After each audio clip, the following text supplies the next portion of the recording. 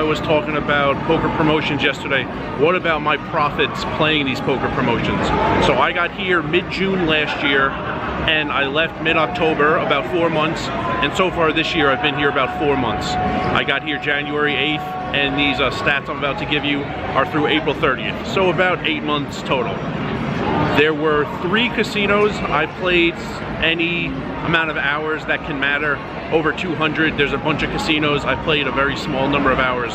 So I'm going to give you the stats on how much I've won with and without promotions in these 3 casinos. And it's a good mix of casinos. One has no promotions at all. You only win in the game. One has a lot of small promotions, and the third has some promotions, but they're very large payouts. The simplest one is Aria, because Aria doesn't have any promotions. So it's the same with the promotions and without the promotions. Since June 12th last year, I've made $1,615 at Aria in about 219 hours. That's about $7.36 per hour. And what better place to discuss my Bally stats than the conference area at Bellagio. Bally's is really interesting. It's a very high number of very small promos. I think my second biggest promo payout was $290, a top prize in a free roll last year, minus the $10 registration fee. So in my past 8 months of play out here in Bally's, minus $1,270 in about 617 hours. I'm losing $2.06 per hour just in the game, no promotions. Now this is the only of the 3 casinos where the hours increase when we talk about promotions, because the free rolls they have weekly, I need to play hours to get the payouts for those. Including promotions, I am winning $6,910 in about 654 hours.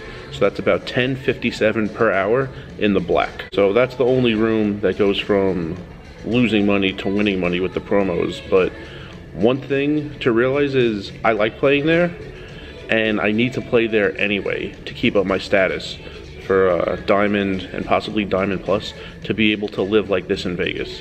So even though including promos, $10.57 isn't amazing, it is definitely enough to keep playing there in order to earn my tier credits so I could live in Vegas casino hotels Sunday through Thursday almost every single week of the year.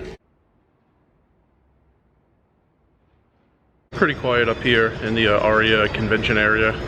I don't know if they have something every single week. I know next week there's some IT electronics thing going on, but right now, Sunday late at night, pretty much no one up here. MGM is the opposite of Bally's. They have promos, but a very small number of very large promos. Just in the game, I've made $5,987 in about 531 hours. That's $11.28 per hour. Add in promos, and they don't have free rolls. You just get paid for winning hours challenges or hitting high hands. So still 531 hours with the promos, but now I've made $15,747, and that comes out to $29.66 per hour. So the total, all 3 rooms without promotions, $6,332 in about 1,367 hours, which comes out to $463 per hour. Pretty bad if the promos didn't exist. But including all the promos, I've made $24,272 in about 1,404 hours, which is about $17.28 per hour. I don't know exactly what conclusion to draw out of all this. When I lived here from spring 2015 to spring 2017, I actually played rooms that had no promos most of the time. I think there was like a 10-month stretch where I only played Bellagio and Aria, so you only won what you won in the game. But then towards the end, I played a little at other places. I just couldn't take it anymore, just playing those 2 rooms. I played a lot of Bally's and Mirage and some other rooms.